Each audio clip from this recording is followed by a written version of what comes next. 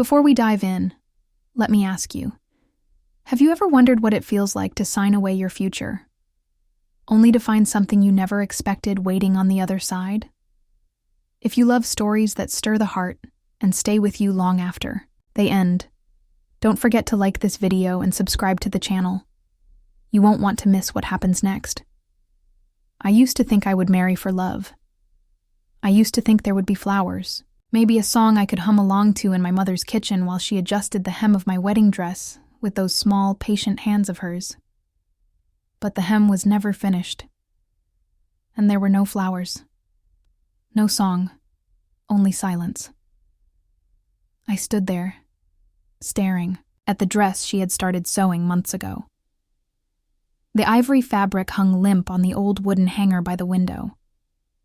A faint stream of moonlight spilled across the floor of our tiny bakery, catching on the delicate lace my mother had stitched by hand. I pressed my palm to my chest, feeling the panic stir beneath my ribs. I could still hear her humming that lullaby, Scarborough Fair, soft and low, the way she used to when I was little. She had never finished the last verse. She always said it belonged to the future. But now, there was no future. Not for me. The front door creaked open behind me, snapping me back to the dark, bitter present. My father shuffled into the bakery with a look I'd learned to dread. His hands trembled as he wiped his face with a stained handkerchief, refusing to meet my eyes. And then he entered. Dominic Blackwood. The man I had heard whispered about in this town for years, but had never dared imagine would cross the threshold of our failing bakery. He looked so completely out of place, towering in a charcoal coat, his sharp jaw shadowed by the dim light, his dark eyes scanning the room like nothing here could possibly hold his attention, until they landed on me. And I forgot how to breathe. I'd heard he was ruthless. I'd heard he could make men twice his age kneel in fear. But standing there, watching him walk toward me like a storm wrapped in silk, I realized I had no idea what ruthless really meant. He didn't introduce himself. He didn't offer a greeting. Instead, he placed a leather folder on the counter between us.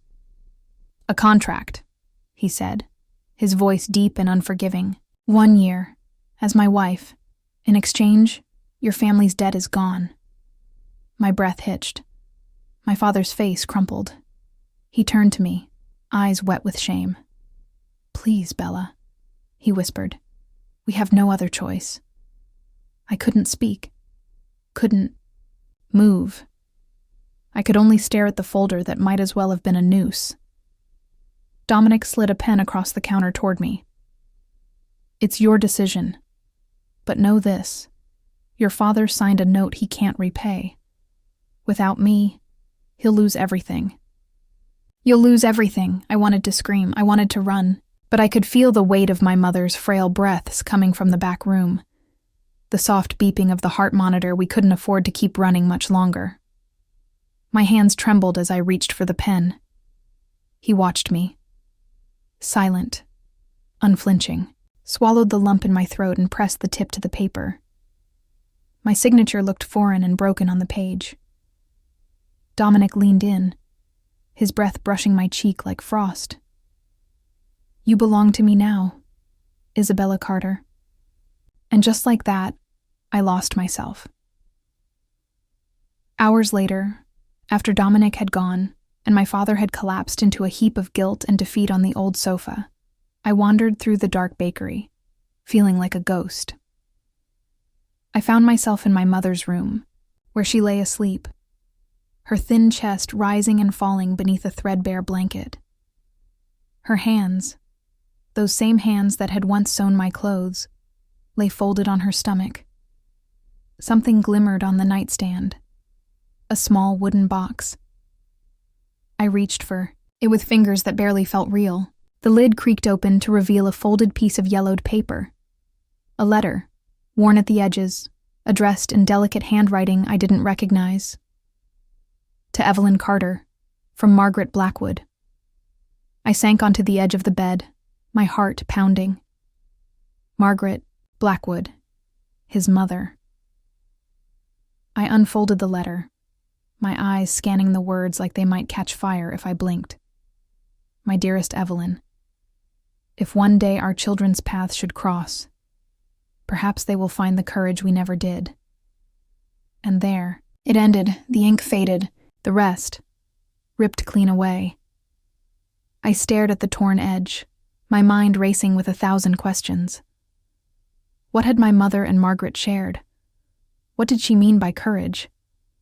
I pressed the letter to my chest, swallowing the ache in my throat.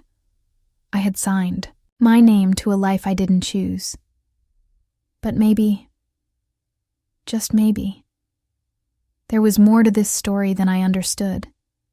And I knew I had to find out. If you had asked me to picture my wedding day, I might have described sunlight spilling through the windows of a small white chapel, maybe a quiet gathering of friends and neighbors.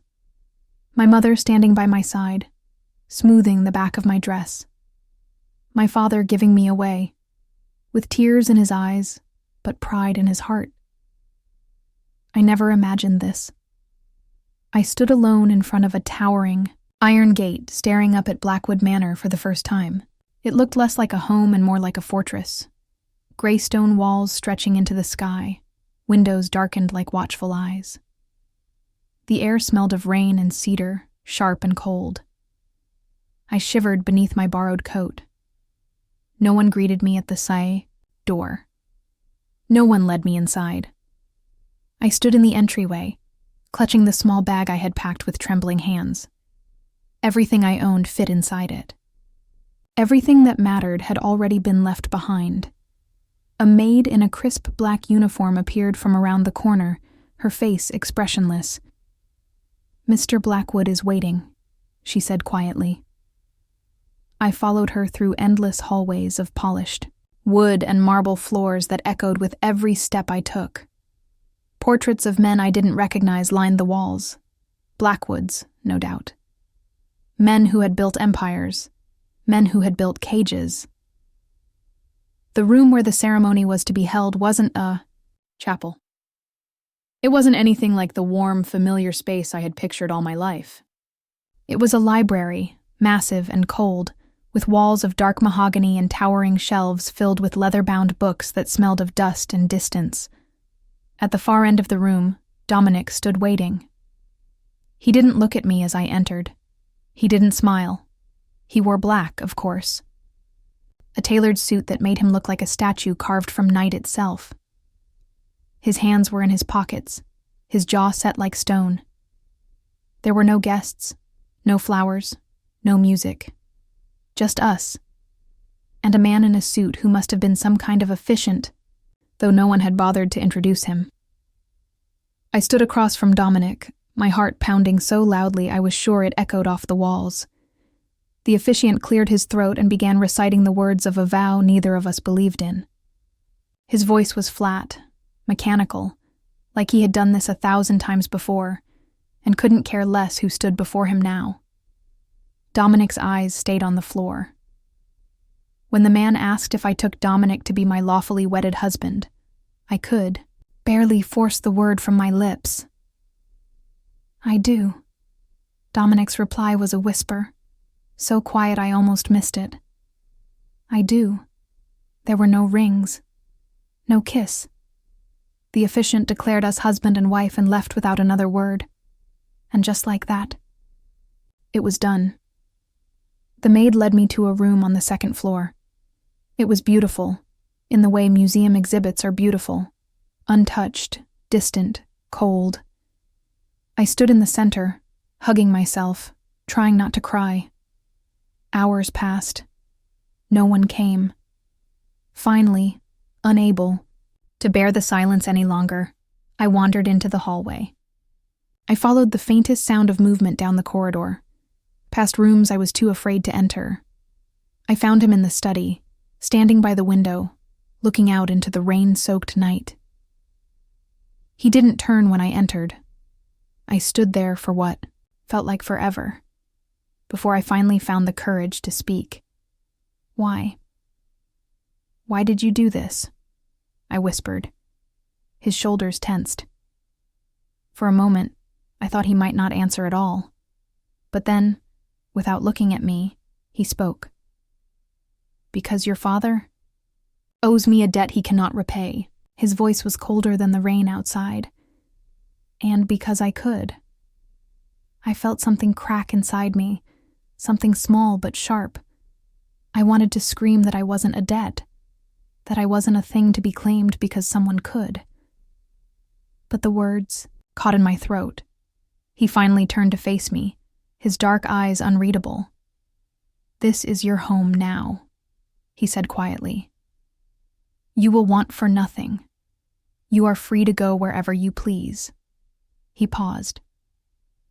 "Except back to Portland." My breath hitched, except back to my family. He turned back to the window, dismissing me without another word. I slept alone that night, in a bed far too big for one person. The silence pressed in on me like a second skin. I didn't know whether to cry or scream or run. I woke before dawn, unable to stay in that room a second longer. I wrapped myself in a shawl and padded down the stairs to the kitchen, hoping to find something, anything, that felt real. I wasn't expecting to see the housekeeper quietly unpacking a delivery by the back door. She paused when she saw me, then gestured to a basket on the counter. "For you," she said simply, and left. I approached the basket with shaking hands. Fresh fruit, imported tea, heart medication.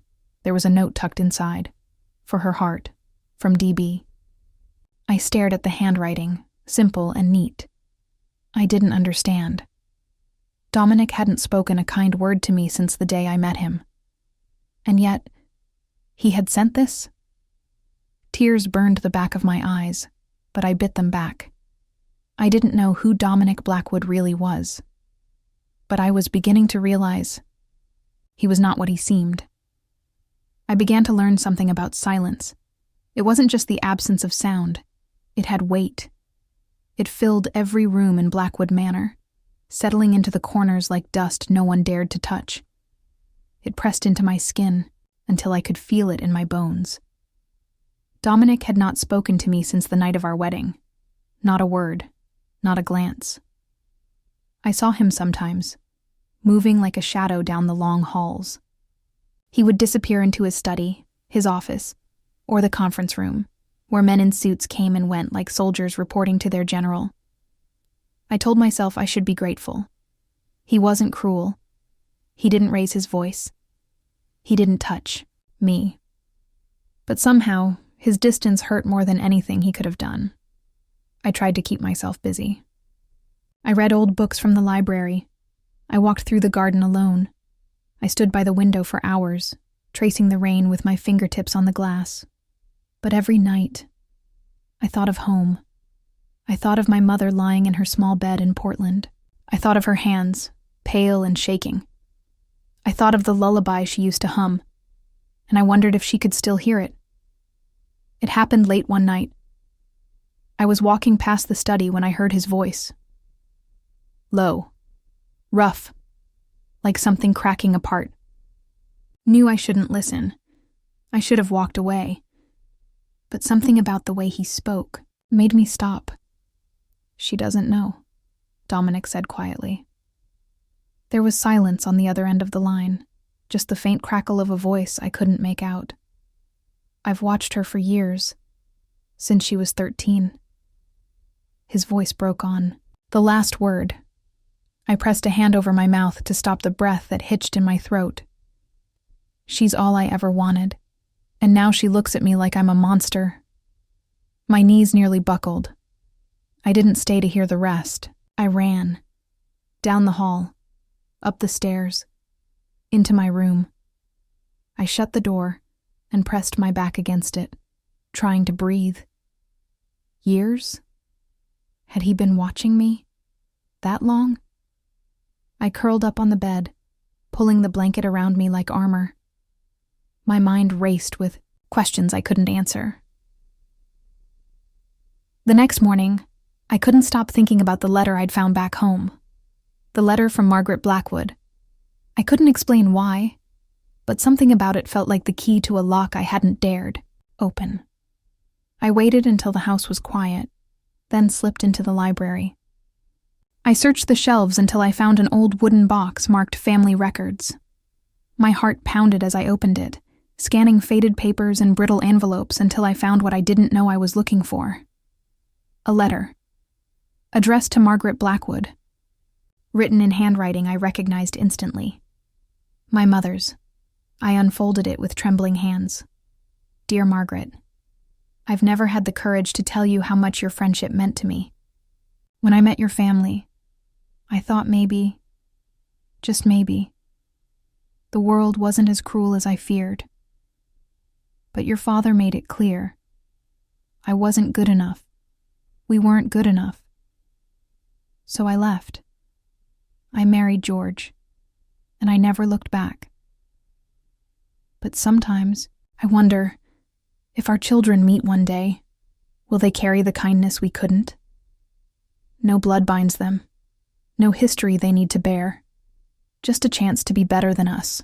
I clutched the letter to my chest, tears welling in my eyes. Dominic wasn't some dark thread tangled in my family's past. We were not bound by anything but choice. And somehow, that terrified me even more. That evening, I stood outside his study. For a long time, I raised my hand to knock, and let it fall to my side again. I wanted to ask him. I wanted to hear it from him. But my heart wasn't ready. I turned to leave.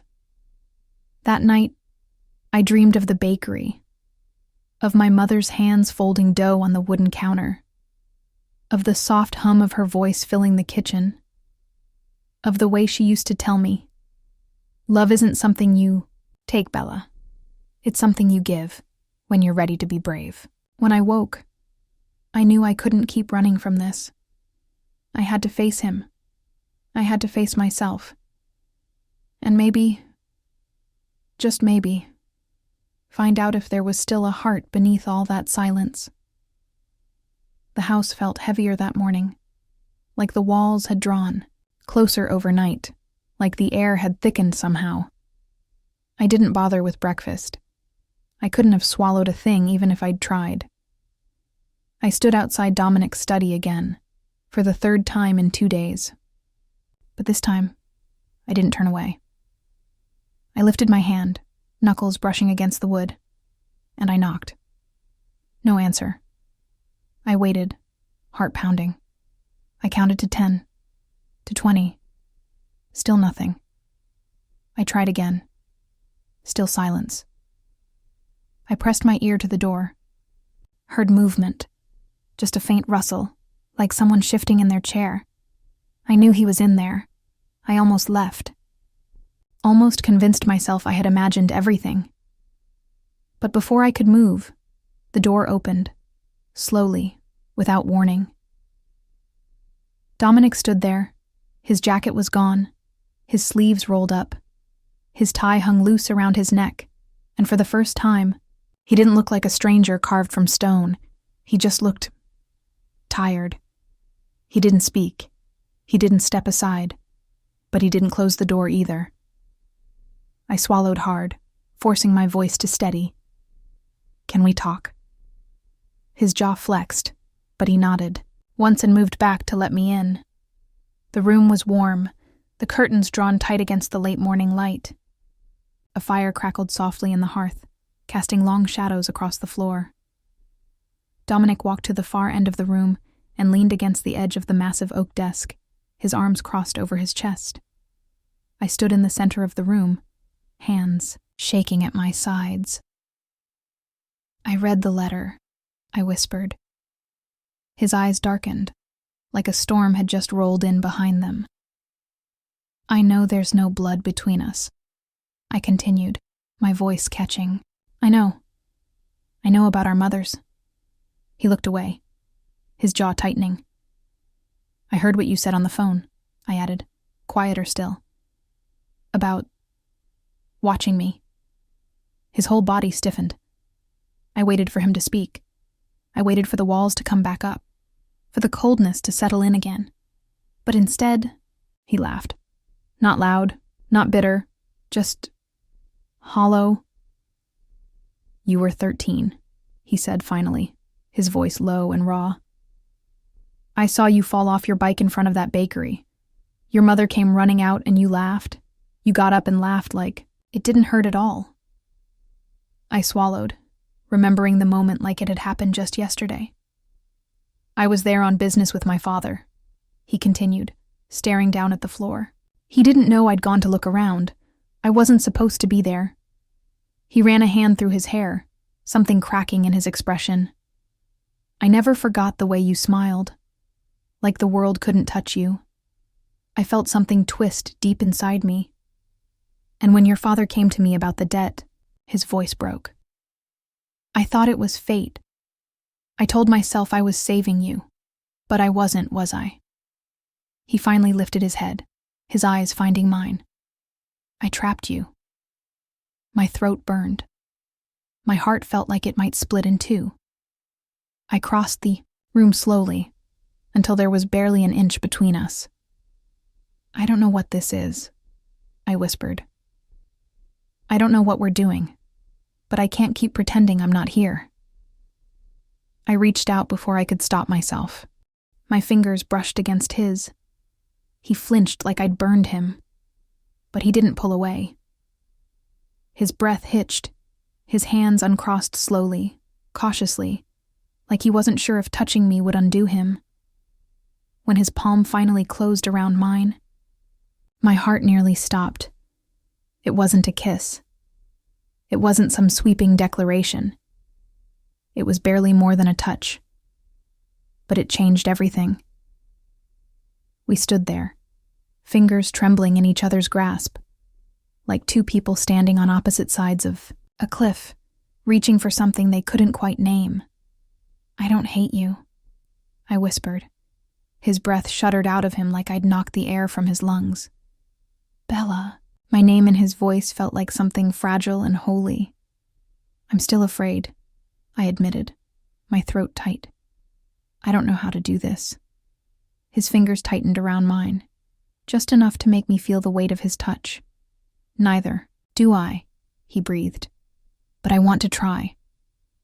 For the first time since I had walked into this house, the silence didn't feel like it was crushing me. It felt full of something that scared me more than the emptiness ever had. Hope. We stayed like that until the fire burned low. Neither of us moved. Neither of us spoke. And for the first time since I signed that contract, I started to wonder if maybe, just maybe, I had signed my name to something more than a debt. Maybe I had signed my name to a beginning I hadn't dared to hope for. I didn't expect things to change overnight. And they didn't. Dominic didn't suddenly start filling the halls with warmth or laughter. He didn't take me by the hand in front of the staff or sit beside me at breakfast like some storybook husband. But something between us had shifted. Subtle, fragile, and real. We started seeing each other, not just passing by like strangers, but truly seeing. Some mornings, I'd find him already in the kitchen before the staff arrived, standing by the window with a mug of black coffee in his hand. He never said much, but he didn't walk away anymore, and that felt like something I could hold on to. One evening, I asked to visit Portland. I expected him to say no, expected that wall to come back up. Instead, he surprised me again. He nodded. "Take the car," he said softly. "Stay as long as you need." He didn't offer to come with me, and I didn't ask. But when I turned to leave the room, I heard him whisper behind me, so faint I almost missed it. "Tell her. I hope she's well." I hadn't realized how much I missed the smell of flour and sugar until I walked back into the bakery. The air smelled like home, like vanilla and yeast, and something older, something softer. My mother was sitting at the little table by the window, a blanket draped over her shoulders. Her eyes lit up when she saw me, and for a moment, I felt 12 years old again, running into her arms after a long day at school. I dropped to my knees beside her chair, clutching her fragile hands in mine. "I missed you, Mama," I whispered. She cupped my cheek, her touch shaking, but warm. "I missed you more, my sweet girl." We talked for hours that night. About the bakery. About the past. About Margaret Blackwood. She told me things I'd never known before. "Margaret and we were like sisters once," she said softly, staring out the window as rain began to fall. She dreamed of leaving this life behind, of building something bigger, something brighter. She used to talk about it all the time, the life she wanted for her children. I swallowed hard. "She loved your father once," my mother added, her voice small. "But nothing ever happened," she continued quickly, her eyes meeting mine. "They were just two young people who wanted something they couldn't have. That's all." I nodded, the weight in my chest easing just a little. "I never knew," I whispered. My mother smiled, brushing a strand of hair from my face. "Some things aren't meant to be known too soon," she said softly. "Sometimes the heart needs to learn how to carry them first." The next morning, I noticed something strange. The bills on the counter were gone, and in their place, a paid-in full receipt from the medical supply company. I turned to my mother, confused. She shrugged. "A man stopped by while you were sleeping," she said. "Said he was settling an old promise." I felt my knees weaken. Dominic. I returned to Blackwood Manor that night, my heart heavier than I expected. I found him in the same place, his study, leaning against that desk like he was holding up the weight of the world. I didn't knock this time. I walked straight in.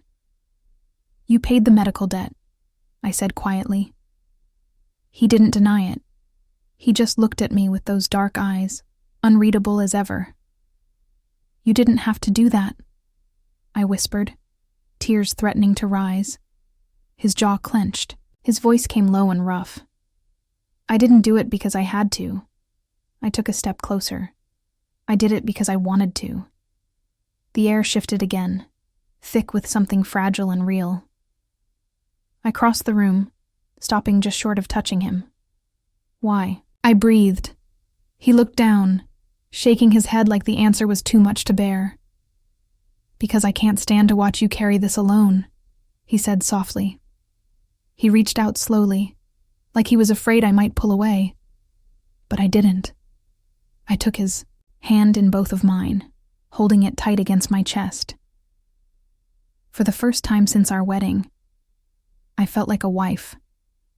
Not because of a contract, not because of a debt, but because, somewhere along the way, I had started to choose him. For days. After that night, the air between us stayed warmer. Not bright, not easy, but something gentler. Something closer. Dominic didn't speak much, but when he did, his voice was softer. His eyes lingered longer. Sometimes I caught him looking at me like I was something he wasn't sure how to hold without breaking. And I let myself believe that maybe we were learning how to build something real. Until the call came. I was walking through the hallway, tracing the edge of the banister with my fingers, when I heard him, just around the corner, in his office. His voice was sharper this time. Tense. "No, George," Dominic hissed. "I told you this was the last time." I stopped cold. My father's name on his lips felt like ice water down my back. There was a pause, then Dominic's voice again. Lower, darker. "You're lucky I'm keeping this quiet, but I swear to God if you drag her into this again..." He didn't finish. He slammed the phone down. I stood frozen, my heart thudding so hard I thought it might burst through my ribs. Dragging me into What, again? I didn't wait. I pushed the door open without knocking. Dominic turned, startled. Isabella. What did you mean? I snapped, my voice shaking. What are you keeping quiet? He swallowed, pushing a hand through his hair.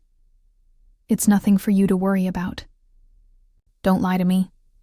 My voice cracked, but I stood my ground. Not again. He looked like he wanted to argue, but the fight left his shoulders all at once. Your father, he muttered, took out another loan. Against your mother's medical care. Against the bakery. I felt the ground tilt beneath me. No, I whispered, shaking my head. No, he wouldn't. He did, Dominic said, cutting me off. His voice was flat, defeated. And I covered it. My legs almost gave out. I clutched the edge of the door frame to stay standing. You paid it? He nodded. Without telling me? He didn't answer. He didn't have to. I felt something deep in me begin to splinter. You're just going to keep fixing everything. Behind my back? I choked, tears burning hot in my throat. Is that what I am to you? A problem you solve with money?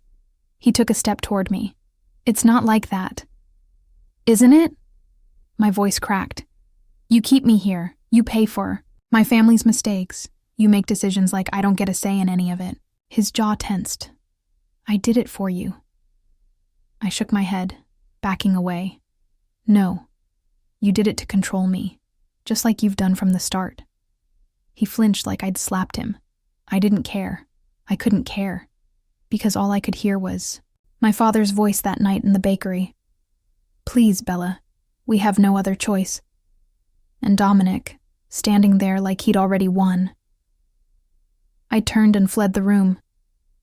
I packed my bag before the tears could stop. I didn't know where I was going. I just knew I couldn't stay. Not in this house. Not with him. Not like this. I left the ring on the nightstand. The same place I'd found the basket of medicine. The place where, for a brief moment, I thought something real had begun. I closed the door behind me and walked away without looking back. The rain started again as the car pulled onto the highway toward Portland.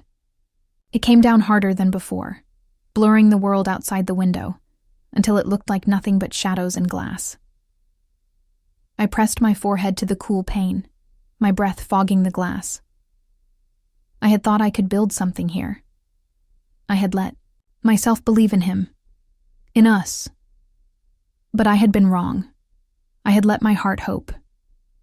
And now it was shattered. I arrived back at the bakery long after midnight. The windows were dark. The air smelled of old bread and rain. I unlocked the door with shaking hands and stepped inside, closing it quietly behind me. I dropped my bag on the floor and sank to the ground, curling up in the corner like I used to when I was little and scared of thunderstorms. Only this time, no one came to find me. No one whispered lullabies to chase the fear away. I pressed my face to my knees and let the tears fall, muffling my sobs in the folds of my sweater. Because this time, I had walked away from the only person who had ever truly tried to stay. I didn't sleep. I don't know why I thought I could. I sat on that bakery floor for hours, listening to the storm outside, the old pipes in the walls ticking with every gust of wind. Memories kept pressing in on me. Of the night I signed that contract, of the way Dominic had looked at me when I told him I didn't want to be his problem anymore. Part of me had expected him to fight, to follow me down that hallway, to slam the door shut and refuse to let me leave. But he hadn't. He just stood there, silent, watching me walk away. I didn't know which was worse. Morning came slow and gray, pressing through the windows like a sigh. I couldn't bear to turn on the lights. The darkness felt safer, softer somehow. I made tea on instinct. My hands knew the steps even if my heart didn't. Boil water. steep the leaves, hold the cup close enough to feel the warmth on my skin, but nothing could fill the cold in my chest. I was rinsing the cup when I heard the knock. Soft, hesitant. I stood frozen, the water still running over my fingers. For a moment, I thought I had imagined it. But then it came again. I dried my hands slowly, every movement heavy, as though part of me already knew who it was. I crossed the small kitchen, unlocked the front door, and pulled it open. There he stood, Dominic. Soaked to the bone, rain dripping from his hair, his coat clinging to his frame. His shoulders hunched in a way I'd never seen before, like the weight he always carried had finally broken him. I couldn't speak. He didn't try to come in. Didn't try to close the distance. He just stood there, like a man who had nowhere left to go. "I didn't know if you'd let me knock," he said, voice raw, barely above a whisper. I gripped the edge of the door, afraid my knees might give way again. He ran a shaking hand through his wet hair, rain still streaking down his face like he didn't even feel it. "I've never been good at this," he whispered. "Not with words, not with people." I swallowed hard, my throat aching. I thought I could fix everything with contracts, with money. I thought if I controlled enough pieces, I could keep you safe. He took a step forward, then stopped, himself. "But I didn't keep you safe, did I?" His voice cracked on the last word. "I just made you feel like you didn't have a choice." The ache in my chest twisted tighter. "You didn't stop me from leaving," I whispered. His shoulders slumped like I'd punched the air out of him. "Because I didn't think I deserved to stop you." He took another step. Slower this time, like he was afraid the ground might split beneath him. "I don't deserve you, Bella." He looked down, his voice breaking completely. "I never have." I felt my breath catch. The rain was still falling, but I didn't care. I stepped outside, the cold sinking into my skin. I didn't stop until I stood right in front of him. He flinched, like he expected me to push him away. I didn't. I reached up, brushing the wet hair from his forehead with shaking fingers. His breath hitched beneath my touch. "I'm so tired of running," I whispered. His eyes closed, his jaw trembling. "I don't know how to fix this," I breathed, my voice cracking. "But I don't want to do it alone." His arms trembled as he reached for me, but when they wrapped around me, they held on like I was the last thing keeping him standing, and I held him back, just as tight. Right there, in the rain, in front of the place where it all began. He buried his face in my shoulder, his breath hot and uneven against my skin. "I can't live without you, Isabella," he choked, the words falling like glass between us. My heart shattered in the best way. I leaned back just enough to meet his eyes. "Then stop trying to," I whispered. His hands cupped my face, thumbs trembling as they brushed away the rain. Or maybe the tears. I couldn't tell the difference anymore. He didn't kiss me. He didn't pull me closer. He just held me there, forehead pressed to mine, like he was memorizing the shape of my breath. We stayed like that for a long time, the rain easing into a soft drizzle. The world felt quieter somehow, like the storm had taken all the noise with it. When he finally spoke again, it was just 3 words, spoken like a promise. "Come home with me." And for the first time, it felt like an invitation, not a demand. Nodded, my voice lost somewhere between my throat and my heart, because the truth was, I had never really left. I had just needed him to come and find me. We didn't speak much on the drive back. It wasn't like before, those long stretches of silence that felt like walls closing in. This was quieter, easier, like there was nothing left to prove, nothing left to fear. I kept my hand on his the whole way. He didn't let go once. When we reached Blackwood Manor, it didn't feel as cold as it used to. Maybe it was the way Dominic held the door open for me this time. Or maybe it was the way he watched me walk in, like he still couldn't believe I'd said yes. I stopped in the front hall, staring up at the high ceilings, the chandelier that once made me feel small. He came up behind me, wrapping his arms around my waist, resting his chin on my shoulder. "I was going to tear this place apart looking for you," he whispered. I leaned back against him, closing my eyes. "You didn't have to." We didn't go to the master bedroom that night. We went to the small sitting room on the second floor, one I hadn't dared step into before. It smelled faintly of cedar and worn leather, like the years had settled in quietly without disturbing anything. Dominic built a fire in the old stone hearth. He made tea, fumbling with the kettle like it was the first time he'd ever touched one. We sat on the floor, cross-legged, knees almost touching. I told him everything. About the letter, about my mother's voice in my head, about how I had hated him and needed him all at once. He listened.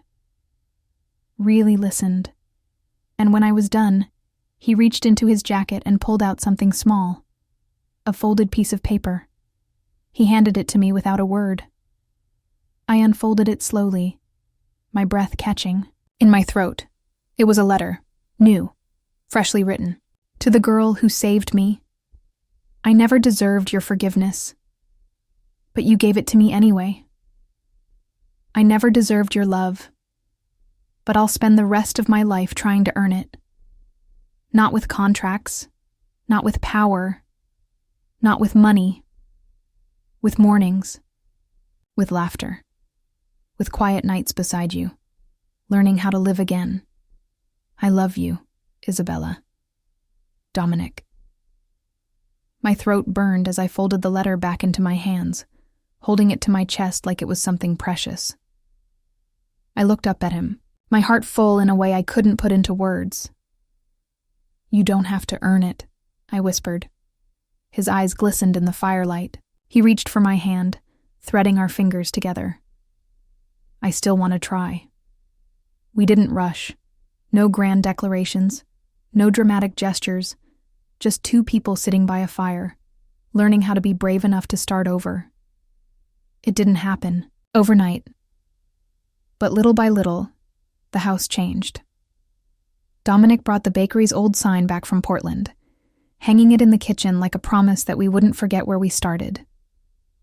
He asked my mother to move in with us when her health started to fade again. She laughed when he offered to build her a garden on the East Terrace. "You can't buy me with a patch of dirt, Dominic Blackwood," she teased. He didn't even try to argue. He just smiled. And I realized he had finally learned how to give without taking. We filled the house with little things: cups of tea, fresh bread, blankets draped over worn couches. Laughter started to echo in the halls. Not every day, not always perfectly, but enough. Enough to remind me that this wasn't just a house anymore. It was a home. One evening, long after the fire had burned down to glowing embers, Dominic pulled me close on the couch. His voice was soft, steady. "Will you marry me again?" I leaned back, searching his face. "No contract this time," he added with a smile. "No debt, no terms, just me." I didn't need to think about it. I pressed my forehead to his, smiling through tears I didn't try to hide. "Yes," I whispered. 1,000 times yes. We married quietly in the garden under the oak tree on the East Terrace. No suits, no ceremony, just us, barefoot in the grass, hands clasped tight. My mother stood by, her smile soft and sure, the way it used to be, when she hummed lullabies in our kitchen back home. And when Dominic kissed me this time, it wasn't a claiming. It wasn't a payment. It was a promise. One we both had waited a lifetime to make. We didn't need vows. We had mornings. We didn't need witnesses. We had laughter. We didn't need a contract. We had love. Real, quiet, unshakable. And every time, I woke beside him, tangled in soft sheets, hearing the rain tap against the window. I knew without a doubt. I hadn't lost myself the night I signed that paper. I had found the life I didn't even know I was brave enough to choose. I was his. He was mine forever. If this story touched your heart, I'd be so grateful if you could take a moment to like this video and subscribe to the channel. Your support means the world and helps me bring more heartfelt stories like this to you. Thank you for being here. I'll see you in the next one.